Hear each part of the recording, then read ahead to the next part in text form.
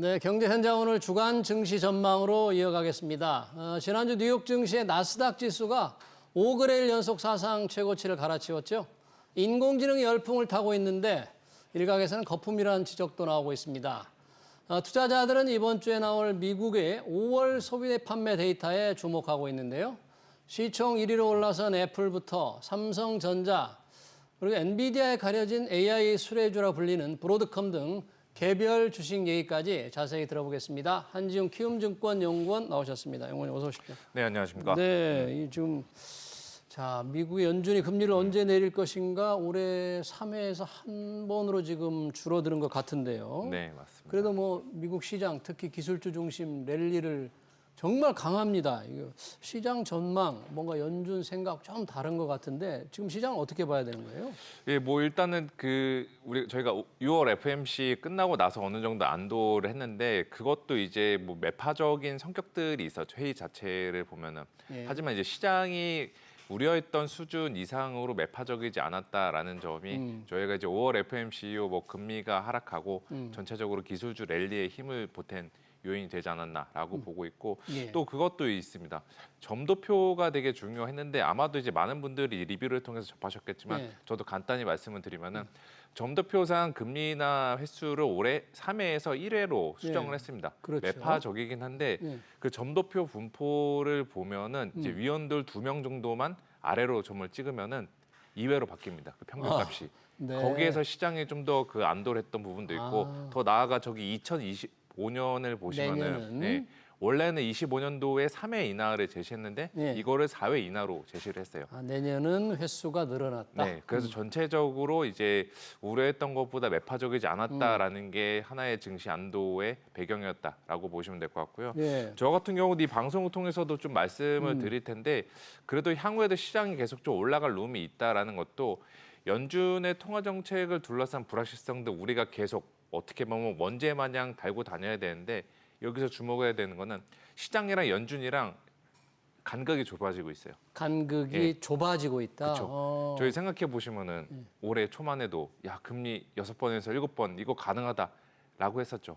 그때 연준은 점도표상 3회 인하로 제시했었고 간극이 이만큼 벌어졌었는데 네. 저희가 시간이 지날수록 지금 줄어들면서 시장에서는 지금 2회 인하를 예상하고 있고 시장은? 연준은 점도표상으로 1회 인하를 예상하고 있으니까 네. 간극 자체가 줄어들고 있다라는 것도 이제 향후 지금뿐만이 아니라 향후에도 증시에 그렇게 뭐 부정적인 매크로 환경을 조성시켜 주지는 않을 거다 이렇게 보고 그러면 있습니다. 지금 뉴욕 증시 상승세를 이끌고 있는 기술주, 특히 뭐 인공지능 관련 주식이잖아요. 뭐 어떻게 보면 엔비디아 한 종목이라고 할 수도 있는데, 네, 온 세상이 AI죠 지금 예, 진짜. 그 열풍이 좀 더 갈 수 있다고 보는 겁니까? 혹시 거품이다, 과매수 상태다, 과도하다 이런 지적 좀 있긴 있던데요. 그렇죠. 과매수, 과도하다, 거품 이거는 주가의 올라가는 속도나 강도를 보면은 저희가 다분히 할 생각 다분히 그 생각을 할 수가 있는데 뭐 시스코나 예전에 뭐 저희 닷컴 먹을 때 이야기를 요즘에 많이 하는데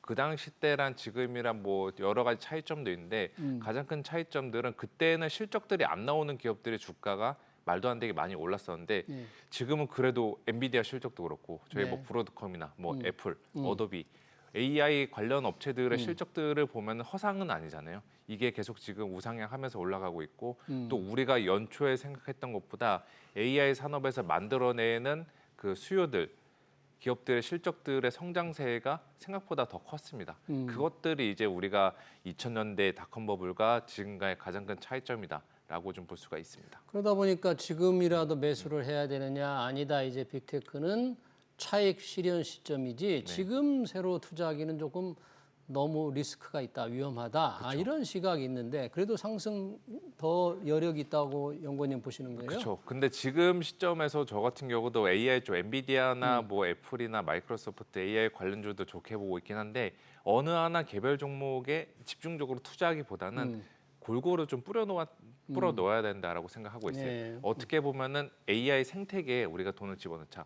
하드웨어가 될 수도 있고 소프트웨어가 될 수도 있고 핸드셋이 될 수도 있고 온디바이스 AI 될 수도 있고 이런 AI 관련 생태계에 우리가 그 돈을 분산해 놓자. 지금 시점에서는 그게 좀 적절하지 않나라고 보고 있습니다. 혹시 이런 전반적인 시장의 변화를 가져올 수 있는 미국의 주요 경제 지표들 당장 나올 네. 만한 거 우리가 좀 주목해야 될 지표는 뭐가 있어요 지금?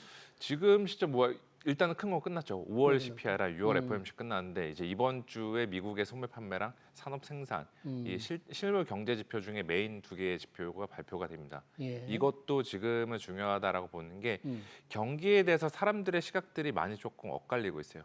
지금 보시면은 뭐 미국의 대표적인 경기 선행 지수 ISM 제조업 PMI는 예상보다 크게 망가졌고 반면 서비스업 PMI는 생각보다 좋아졌고 고용도 지금 우리가 6월 첫째 주에 발표됐던 고용 지표 보면은 내용상으로는 좋은데 그 안에 실제 숫자상으로 좋은데 실제 내용을 보면은 조금 불안한 측면들이 있어요. 질적으로는 고용 시장이 성장하는 데 있어서 지금 한계점이 발생하고 있다. 네. 라면서 지금 경기가 정말 랜딩할 거냐, 아니 노 랜딩할 거냐. 그리고 연준이 지금 금리 인하를 하면은 이거는 오히려 증시의 악재다. 왜냐 경기가 안 좋으니까 금리 인하를 하는 거다 이런 식으로 지금 해석들도 종종 나오고 있거든요. 그러면 금리를 실제 금리가 인하가 되면 오히려 주가는 하방 압력을 받을 수 있나요? 그거는 이제 연준의 금리 인하의 성격이 어떤 거에 따르냐 달라지는데 두 가지로 놓고 예. 두 가지 성격이 있어요. 예. 첫 번째로는 사후적인 금리 인하. 대표적으로 뭐 2000년도 닷컴 버블 때나 네. 2008년도 금융위기, 2020년도 팬데믹 위기 이때는 연준이 금리 인하했을 때 주가를 보면은 무너져 버린 뒤였죠. 반대로 요즘에 뭐 흔히 말해서 보험성 금리 인하라고 이야기가 예. 나오는데 1995년과 1999년, 예. 2019년도 때 연준이 금리 인하 2회에서 3회 정도 인하를 했습니다. 예. 이때 시장은 올랐어요. 음. 차이점은 선제적으로 연준이 대응하느냐, 사후적으로 대응하느냐 이 차이인데 사후적인 성격으로 대응하면은 주가는 빠지게 돼 있습니다. 경기가 이미 망가지니까요.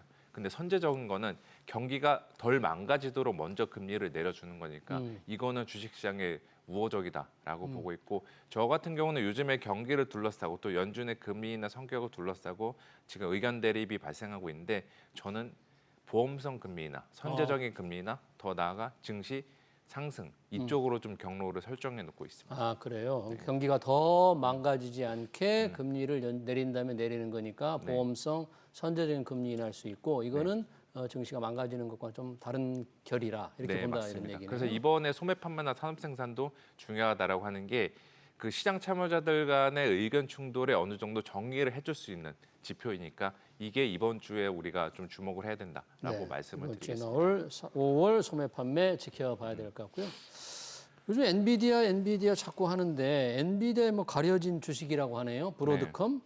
이게 뭐 반도체 회사 무슨이라고 하는데 도대체 이게 어떤 회사인데 이렇게 갑자기 주목을 받고 있는 겁니까 이게? 결국에 이 회사도 AI가 진득히 묻은 회사라고 보시면 될 것 같아요. 그러니까 AI 관련 데이터를 처리할 때 필요한 네트워크 칩을 제조하는 업체인데 이것도 역시나 엔비디아를 포함해서 전반적인 AI 쪽의 시장이 커지니까 이들도 역시나 실적단에서는 AI 관련 사업 부분이 예상보다 실적이 잘 나왔죠. 그리고 더 나아가 미국 같은 경우는 기업들 실적 발표할 때 그 과거의 분기 실적뿐만이 아니라 미래에도 우리가 실적 어떻게 벌 거다. 이렇게 좀 전망, 가이던스를 제시하는데 그 가이던스도 시장의 예상보다 좀 긍정적으로 발표를 했어요. 그렇게 되다 보니까 주가가 더 화답을 했고 또 여기도 필살기를 쓴 것 같습니다. 필살기, 주식 뭐 분할이요. 주식 분할. 네, 엔비디아 마찬가지로 여기도 이제 주식 분할을 하면서 투자자들로 하여금 접근성을 강화시키는 이러한 효과를 좀 누린 것 같고요. 네. 그 뭐 통계가 있는데 예. 1980년 이후에 미국에서 이제 주식 분할한 기업들이 수도 없이 많습니다. 그 기업들이 주식 분할을 한 다음에 1년 뒤에 주가를 보니까 평균적으로 25% 정도 올랐더라고요. 1년 후에 네, 같은 기간 동안에 S&P 500은 11% 평균 올랐는데 이렇게 보니까 역시나 주식 분할 효과가 있는 거 그 아니야? 주식 분할 기업이 S&P 500보다 배 이상 올랐다 그런 그렇죠. 얘기예요? 네, 그러한 것들도 이번에 브로드컴 주식 분할에도 좀 긍정적으로 작용하지 않았나 좀 이렇게 보고 있습니다. 네, 그렇군요. 그러니까 역시 브로드컴도 인공지능 수혜주라고 할 수 있고요. 주식 분할의 효과가 S&P 과거에는 있었다. 네. 이런 통계를 내주셨고, 뭐 지금 뉴욕 증시 1등, 2등 시총 다투고 있잖아요. 애플, 마이크로소프트. 애플이 결국 또 뒤집었는데 마이크로소프트를 좀 이런 흐름 계속 좀 이어질 것 같습니까? 예, 뭐 진짜 하루 만에 애플 그 인텔리전 WWDC 평가가 네. 뒤바뀐 거 보고서 그러니까요. 저도 되게 그 약간 의아해했었는데 네. 역시나 그 AI 쪽에 대해서는 애플도 더 이상 뒤처질 수 없다 이 인식들이 있는 것 같아요. 그리고 이제 뭐 회사가 아니라 투자자들 입장에서는 애플이냐 엔비디아냐 혹은 마이크로소프트냐 이 세 개의 경쟁자 중에 우리가 어느 말에 올라타야 될까 이 생각을 할 수가 있겠죠. 저는 개인적으로 주가 자체는 경쟁하겠지만 그들 산업 자체는 회사 자체는 공생관계라고 생각을 하고 있어요. 공생관계. 우리도 그러면 공생적인 입장에서 봤을 때에는 예. 엔비디아나 애플이나 MS 이 세 개 중 뭐 하나에만 들어가지 말고 균형 있게 들어가자.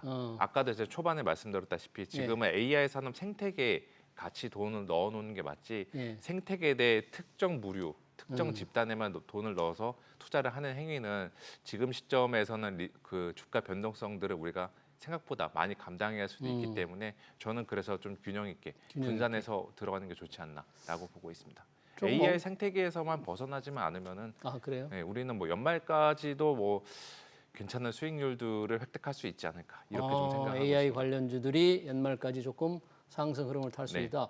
좀 엉뚱한 질문이긴 합니다만은 AI에만 너무 이렇게 뭐라 그럴까요? 그 네. 집중해서 몰빵해서 하면 더 네. 리스크가 있지 않겠어요? 그렇죠. 그 AI 그 네. 산업 투자할 때도 보면은 저희가 이제 지수를 투자하는 네. 분들도 있고 특정 산업에만 투자하는 분들이 있는데 저는 특정 산업에 투자할 때 여기에 대해서 자금을 뭐 7, 80% 너무 많이 배분하지 말고 예. 50%에서 60% 정도. 그러니까 예를 들어 100만 원이 있으면 60만 원 정도는 AI 산업 생태계에 깔아놓고 나머지 40%, 40만 원 가지고서는 지수형에다 조금 돈을 넣어놓던지 네. 아니면 다른 산업들 중간중간에 테마주로서 시장에 관심을 받는 업종들이 있을 거 아니에요. 우리나라 같은 경우는 이제 K뷰티나 K푸드 이런 산업들이 될 수가 있고 뭐 주주 환원과 같은 그 기업 밸류 프로그램 같은 업종들에게도 저희가 충분히 돈을 투자해 볼 수가 있는 거죠. 아무리 그러니까 주식시장을 흐름을 리드하고 있는 인공지능 열풍이더라도 포트폴리오의 한 절반 정도만 그 열풍을 담는 산업에 넣어라. 잠깐 K뷰티, K화장품 말씀하셨잖아요.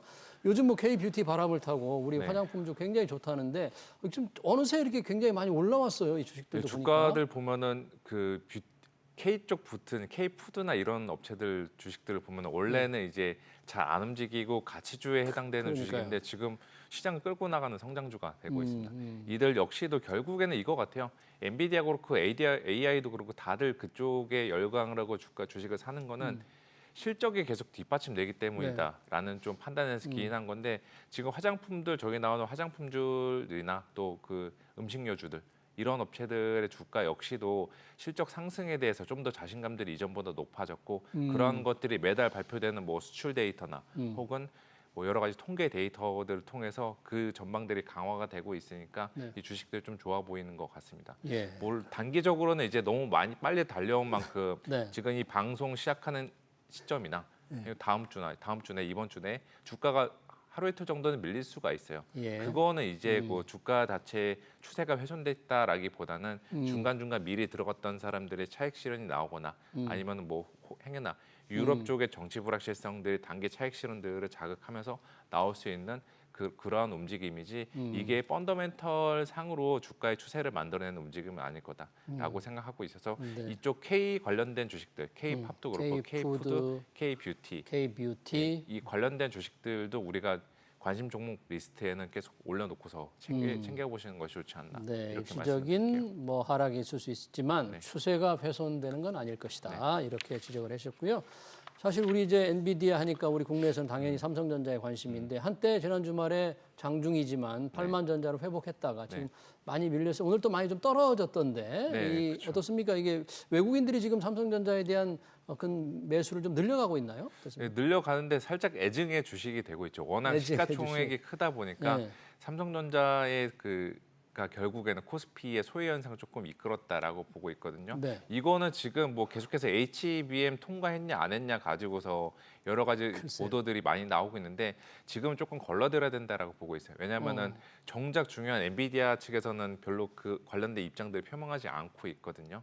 뉴스거리에 따라서 뉴스 플로에 따라서 지금 삼성전자의 주가가 움직이고 있는데 네. 저는 개인적으로 HBM 관련해서 AI 사업 부분 관련해서 떼놓고 전통 메모리 사업 부분의 실적을 봐도 여기들은 수출 데이터 상으로도 확인해 봤을 때 네. 지금 계속 가격들이 올라가면서 전체적인 사업 부분들이 좋아지고 있어요. 메모리 여팡이 좋아지고 네. 있어요. 주가가 이거를 지금 AI의 HBM 통과하지 못할 거라는 우려에 좀 가려져 가지고 반응을 못 하고 있는 거지 결국에는 저는 삼성전자도 펀더멘털 실적을 수렴한다라고 보고 있거든요. 네. 이거를 놓고 봤을 때 올해 내내 상반기까지 여러모로 사람들을 고생시켰던 주식이기도 하지만 네. 이제는 여기서 저희가 더 비관적으로 볼 필요는 없다. 이 어. 말씀을 드릴게요. 비록 HBM, 엔비디아 납품 소식은 나오고 있지 않지만 전통의 메모리 산업 업황은 좀 개선되고 있다. 그 점을 조금 주목할 필요가 있다는 거네요.